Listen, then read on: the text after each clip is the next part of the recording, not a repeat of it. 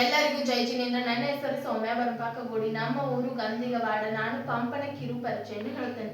ಕನ್ನಡದ ಆದಿಕವಿ, ಮೊದಲ ಕವಿ ಎಂದು ಖ್ಯಾತನಾಗಿರುವ ಪಂಪನು 10ನೇ ಶತಮಾನದಲ್ಲಿ ಜೈನ ಕವಿ ಪಂಪ ತನ್ನ ಮಹಾಕಾವ್ಯಗಳಾದ ವಿಕ್ರಮಾರ್ಜುನ, ವಿಜಯ ಅಥವಾ ಪಂಪ ಭಾರತ, ಆ ಜೈನ ಕವಿ ಪಂಪ ತನ್ನ ಮಹಾಕಾವ್ಯಗಳಾದ ವಿಕ್ರಮಾರ್ಜುನ, ವಿಜಯ ಅಥವಾ ಪಂಪ ಭಾರತ ಮತ್ತು ಆದಿ ಪುರಾಣಕ್ಕೆ ಹೆಸರುವಾಸಿಯಾಗಿದ್ದಾನೆ. ಇವೆರಡು 939ರ ಸುಮಾರಿಗೆ ಬರೆಯಲು ಚಂಪು ಶೈಲಿಯಲ್ಲಿ ಬರೆಯಲ್ಪಟ್ಟವು ಮತ್ತು ವೆಮುಲವಾಡ ಚಾಲುಕ್ಯ ಎರಡನೇ ರಾಜ ಎರಡನೇ ಅರಿಕೇಸರಿ ಆಸ್ಥಾನ ಕಾವ್ಯಗಳಾಗಿವೆ.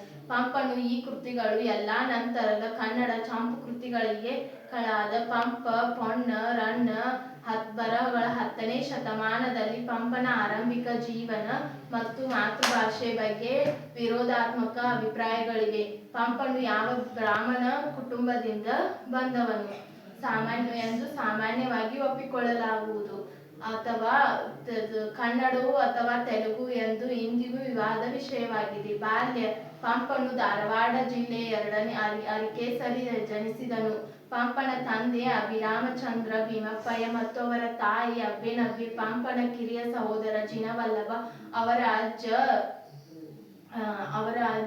ಶ್ರೀರಾಮ ಆಂಧ್ರ ಪ್ರದೇಶ ಗುಂಟೂರು ಪ್ರದೇಶದಲ್ಲಿ ಕನ್ನಡದ ನೆರೆಹೊರೆಯುವ ವಂಗೀಪುರ ಬ್ರಾಹ್ಮಣ ಬಂದು ಅಣ್ಣಿಗೇರಿಯಲ್ಲಿ ಜನಿಸಿದನು. ಪಂಪನ ಸಾಮಾನ್ಯವಾಗಿ ಕ್ರಿಸ್ತಶಕ 902ರಿಂದ 950 ಎಂದು ಹೇಳಲಾಗುತ್ತದೆ. ಬಾಲ್ಯ. ಆರಂಭಿಕ ಜೀವನ.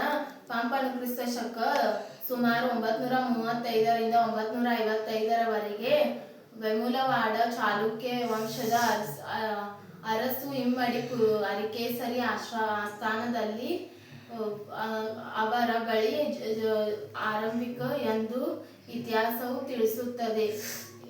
ಎಲ್ಲರಿಗೂ ಜೈ ಜಿನೇಂದ್ರ. ನಾನು ಪಂಪನ ಕಿರು ಪರಿಚಯವನ್ನು ಮುಕ್ತಾಯಗೊಳಿಸುತ್ತೇನೆ.